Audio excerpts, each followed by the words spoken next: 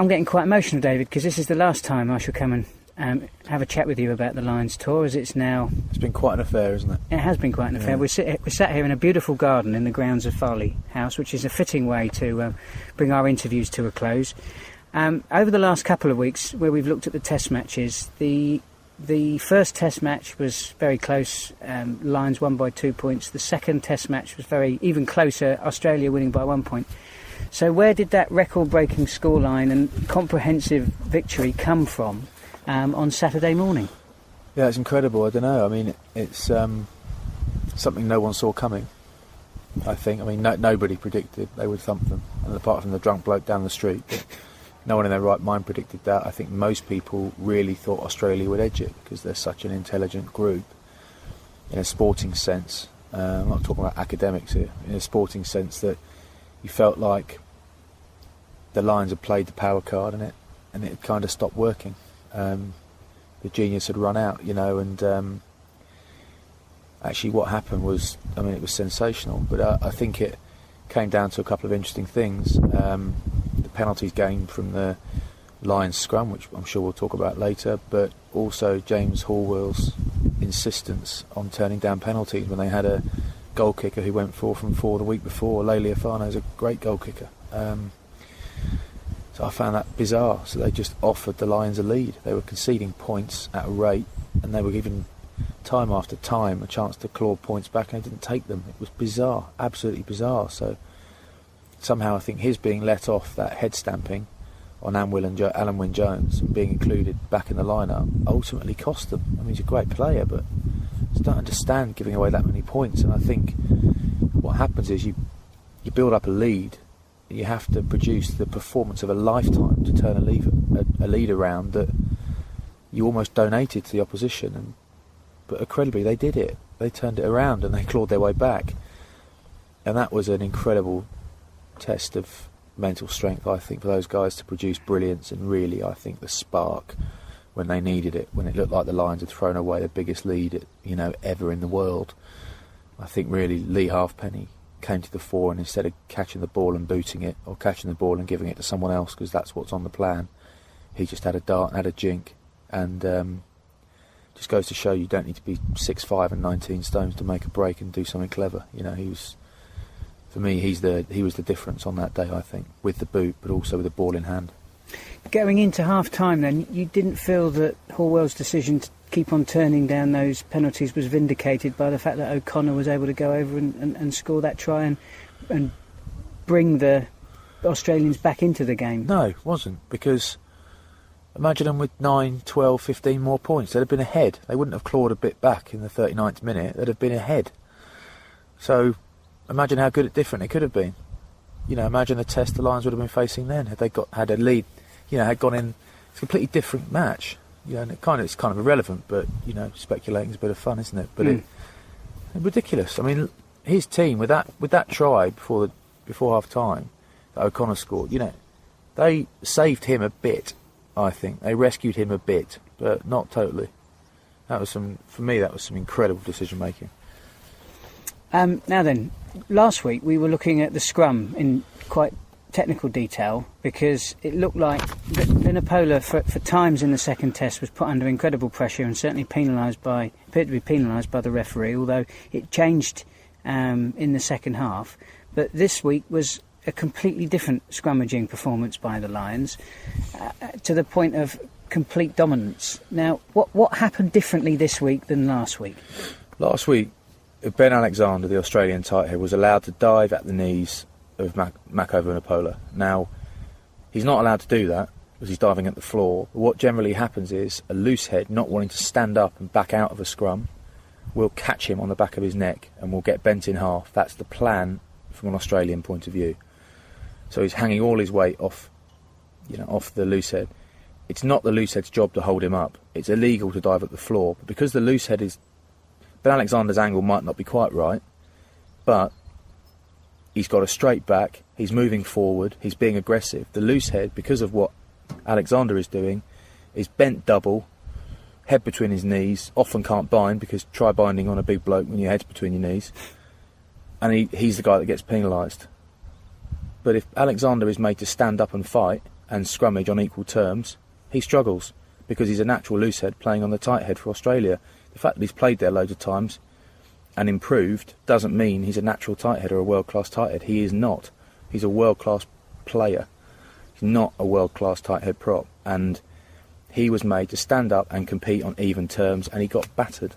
That's what happened. And if he'd stood up against Mako Vunipola and been forced to by the referee, just be legal. Just be legal. Stay up. Don't dive at the floor.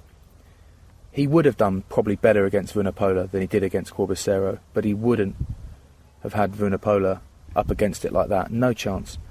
A couple of times he did. You know, so everyone's working an angle here and there, but a couple of times he hit at legal height with a decent engagement, shoulder on shoulder with Vunipola. He won some, he lost some. Mako got him in all sorts of trouble a few times. But he tried to cheat against Corbicero, and the referee didn't allow it. That's all that happened. Really, really simple. And he made him stand up and compete, and he lost out in a big way. The other talking point we had last week was the captaincy, because we knew at the beginning of last week that Sam Warburton wouldn't be playing. Now, I think you and I, like the rest of the planet, suspected that Brian O'Driscoll was going to get the captaincy. Perhaps, if I'd be interested to know what was your opinion at the time, first of all, and secondly, I mean, do you feel that the decision to go with Alan Wynne-Jones has been vindicated with that impressive result? I agree with all of it because they won. I think the decision to drop O'Driscoll, I mean, I'm on Twitter. I like a bit of Twitter. I'm not addicted, but I enjoy it. And what pained me a little bit was just how many people became experts overnight. You know, how dare he drop Brian O'Driscoll? Well, Brian O'Driscoll's an incredible player, the player of his generation, really, and certainly up here in the Northern Hemisphere, the player of a generation. But no, you can't tell me he lit up the first two tests, you know, and you can't tell me the Aussies weren't working us out. Gatland had to try something, and it almost felt like the team he wanted to pick from the start, but he would have been hammered by picking too many Welsh blokes to start the game. But the Welsh were so dominant in the Six Nations, so why shouldn't a load of them start? You know,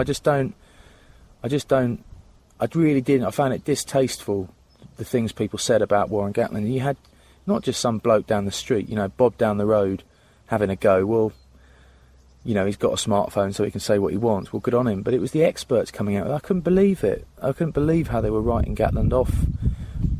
Pretty successful bloke, Gatland. You know, a couple of Grand Slams, league titles, Heineken Cup titles. You know, this guy knows what he's doing. And I didn't see any selections there that I thought were a gamble.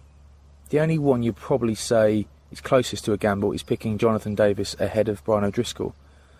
But then you think, well, actually, Jonathan Davis forms a brilliant, brilliant partnership with Jamie Roberts. And Jamie Roberts, for me, had to play. I think we said that last week. He's got to play. And, you know, and he justified his selection. So, but for me, Jonathan Davis isn't a gamble. He's too good to be a gamble, as he proves. So I thought the team, I must say, had I been picking the team, the one change I'd have made was I'd have had Tom Croft on the field. You lose more in attack having Dan Lydiate than you lose in defence having Tom Croft. But Lydiate was superb in those second two tests. You know, he's got a very, very definite role, which is if you get the ball, chuck it up and don't lose it, but you're there to tackle, you're there to chop people down, and he does it very well. But, you know, I was wrong because they played Lydiate and they won by a load of points. So I think you always, it's nice to speculate about decisions you would or wouldn't have made in terms of selection. We all do it. I do it with Arsenal every week, you know. I think all the abuse that came towards Gatland and his coaching team, I hated that. I hated it because it's not the game. It's not what we're about, you know. Let them get on with it. They're professional coaches, and everyone on that tour was picked. Certainly the original tour, everyone on the original tour was picked because they would happily start them in a big game. Everyone there was picked as a potential test player. Everyone. There's no one there making up the numbers. So what's the big surprise if some of them get picked? You know. So speculation's fine, but the abuse that went towards Gatland I think is horrible, and it ruined it for him. He said so in the press conference, and I'm really glad he did.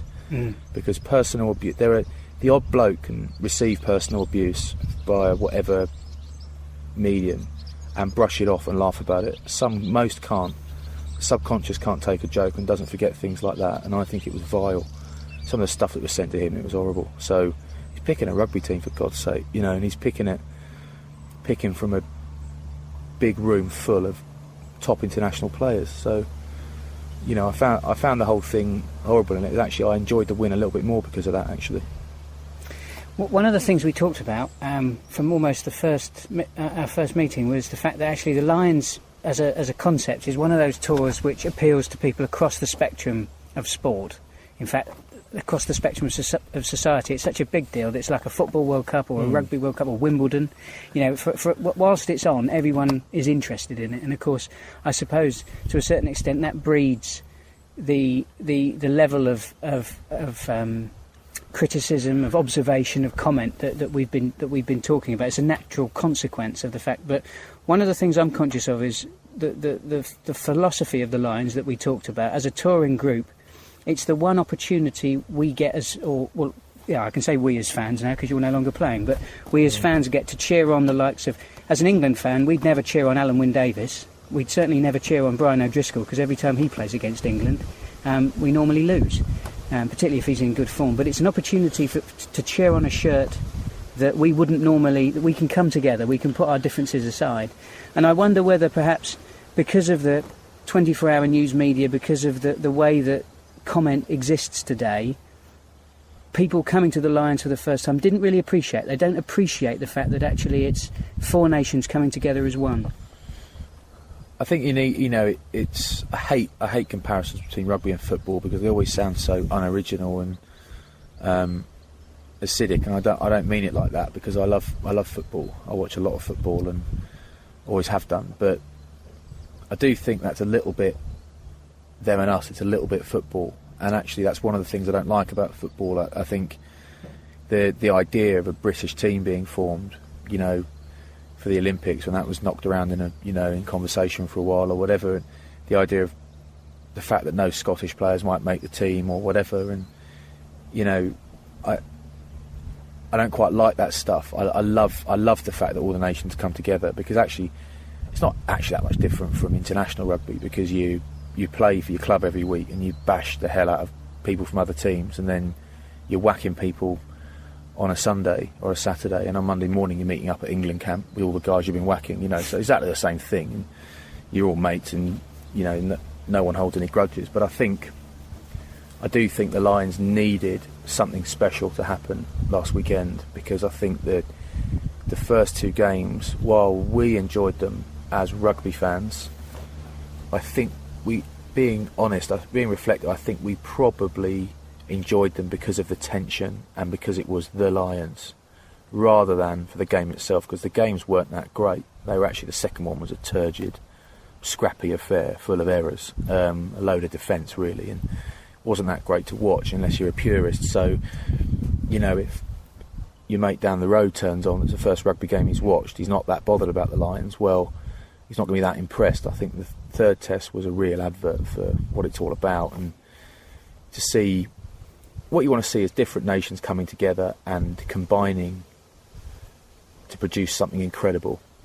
And there's a credible effort in the first two tests, but we didn't really see anything incredible until, you know, that third test, and we really did see something incredible. So I think people do get it, and I think it's handy that it's come about relatively soon after the Olympic movement that happened, and it's come around at the same time as Andy Murray, and it's come around at the same time as the Ashes almost, and you know, Chris Froome dominating the Tour de France. I think actually it's part of a great time for British sport, and what you'll find is that people are talking a lot about British sport and how good it is right now, and the Lions will become part of their daily narrative. So I think it will, you know, raise the equity of that product, and that's great for the sport, I think.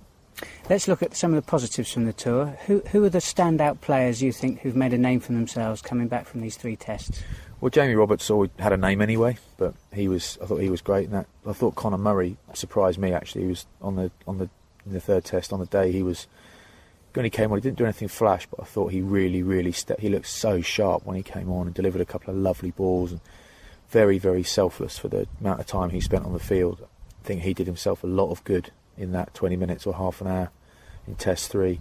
Alex Corbicero, I think we might have said it in his interview, as soon as he got drafted out because of an injury, I said this guy could play the tests and do well, and had he played for England during the Six Nations he would have been there anyway. he was great. I thought he did really, really well in both the tests he played. Very good player. Adam Jones, of course, we knew about. I think Jonathan Davies has always been, he's an unsung hero for Wales, and he's now an unsung hero for the Lions, and you're not that unsung if you're getting picked for all 3 tests. You're kind of sung. But he's very, very, very, very competent player, and that is a compliment at that level. To be very, very solid, almost error-free over 3 tests is pretty special. George North, I think, has made himself a legend. I think he's now got what will probably be the most replayed British Lions try of all time from the first test. It's a shame he did a sort of arrogant little point at Will Genia on the way in, sort of taunting him, but he regretted it immediately. He apologised in the press, and you think he's just a young bloke who's just over the top excited. Good on him, and every report I've ever heard said he's a top bloke, so you kind of get over that one. I think he made himself a legend. I think Tommy Bowe had a great reputation and made it even better. It's just absolutely first choice for that team. But for me, the guy that went away as a really, really good player and came back as probably the best in the world was Lee Halfpenny. And he needed that. He needed to do something different in that 3rd test. He needed to use all of his talent, because until that point he was just playing really well, making very few mistakes, communicating really nicely and kicking his points. And actually he had potential to be a great player who kind of got through a test series without ever showing all that he could do. But I think in that 3rd test he showed a lot and really sort of played his hand, and it's great to watch. And he's he'll be a hot tip now for the IRB Player of the Year, I think. Well, everybody else is doing it, so we're going to have a go. No sooner have this tour finished, but the next tour in 2017 to New Zealand is now seems to be the hot topic of conversation. And I think from your comments earlier, I would imagine that you'd be pretty pleased to hear that Warren Gatland is now being talked about as carrying on as coach. So obviously his decision, his line-up for the 3rd test can't be that bad after all, if people now want him to stay on. But I don't know what you think about that in all seriousness, and perhaps whether or not you think we're going to be seeing any of the class of 2013 hanging around to take on the All Blacks. Yeah, I think we will. I think in terms of the coach, you've got to see what happens, because right now, you'd pick Gatland because he knows what it takes to win a Lions series, and there just aren't many coaches that know what it takes and can produce that. But at the same time, someone like Stuart Lancaster, look what he's become from nowhere really a year or two ago, and you think in 2 years, if England, what might England do at the World Cup? You have to wait and see. I think he's a very impressive guy, and he would absolutely run a brilliant Lions tour. I've got no question about that. Just because he would put so much time and effort and resource into thinking what makes a great tour, sort of the least complacent man on the planet, really. I don't know, I think, Gatland might well get it, but Gatland will have to perform for at least another 2.5 years before he gets that nod, so there's a big job in between, I think you'll see Corbicero again, you'll see Vunipola again, potentially. You'll see Cian Healy, who went home after the first game, he's your first choice loosehead for the British Lions, and he wasn't there. You'll see him again. Tom Youngs, the young guy. I think in terms of those, Toby Faletau, young guy. There's a good number out there. Ben Youngs, if he stays fit, he'll be there or thereabouts. Sexton, there's no reason he can't do another tour. Jonathan Davis, young guy. George North, Alex Cuthbert, Lee Halfpenny. There's no reason these guys can't get there in another 4 years, Do you think actually next time around we might have a closer contest for that starting number 10 jersey between Owen Farrell and Jonathan Sexton? I think Freddie Burns might be there or thereabouts by then. He's a sensational player. Local to us down here in Bath, we know him well, and I think he'll be the first to admit he's got work to do to get to that level. But in terms of talent and ability and setting a team on fire, I think he'd be one of the top guys at the moment. There's a lot of competition out there, but watching Freddie in the summer playing for England, I thought this is a kid that could run a game at a very, very high level and could cause people a lot of problems. So I think he'll be there or thereabouts, and Madigan from Ireland, from Leinster, very, very exciting player.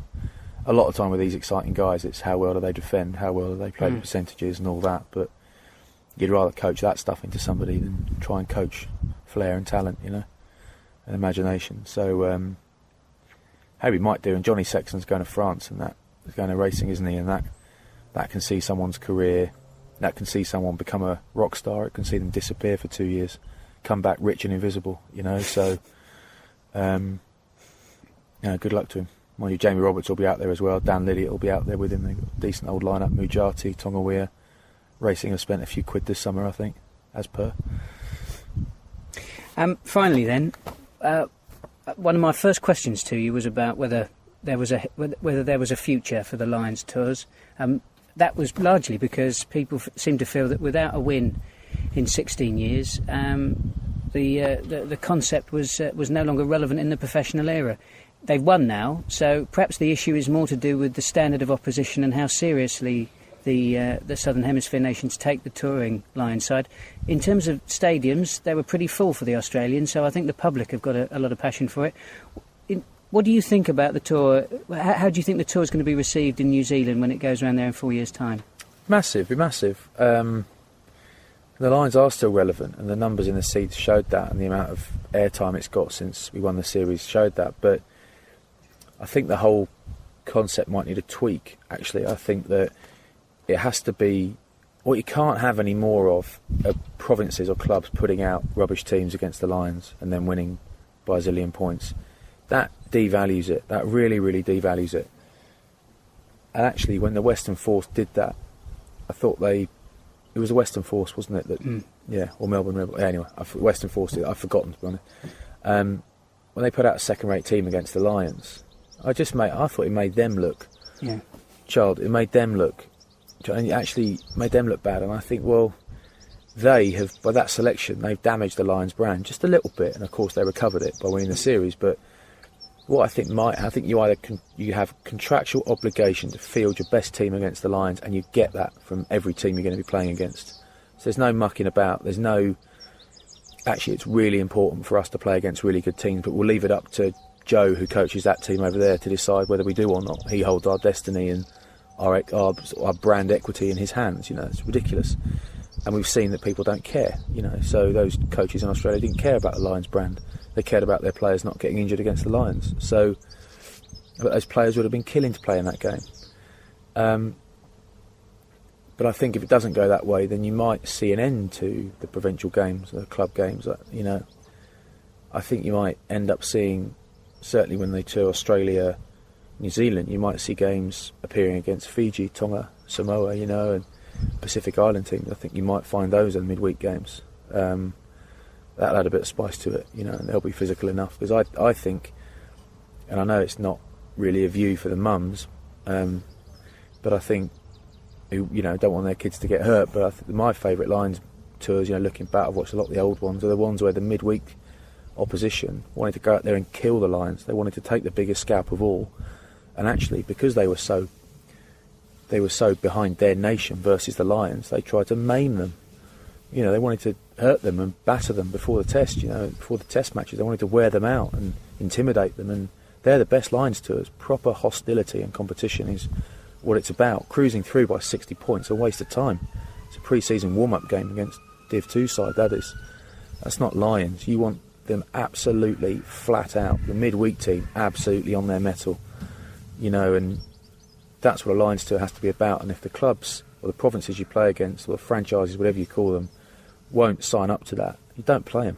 Don't take the risk that some coach in an office in New Zealand can devalue the Lions brand by picking his second team. I'm sure they won't over there, actually. Yeah. I'm sure they won't. You get the feeling they won't. It just seems like a sort of apolitical sporting environment over there. Maybe we're wrong, but you don't get that feeling from the New Zealanders. But you can't have too much more of that. They've got to face stiff opposition twice a week on that tour to make it a proper Lions tour. Because don't forget, the tours you're competing against, they'll always be compared against Lions tours of the past, and this one will be great because it was it's a great series win, but it will also be one of those tours where a team put out a second team against the Lions. I mean, what a shame. You You can't have that. So I think that's how it'll be tweaked, I think. David, thank you very much for your time. Cheers. Not just today, but all the way through the series. It's been, well, I've enjoyed your company, and actually I think it's been really good that you've been able to offer your own insight and experience into what we've been watching on the telly. So thanks very much indeed. Been a pleasure. Cheers.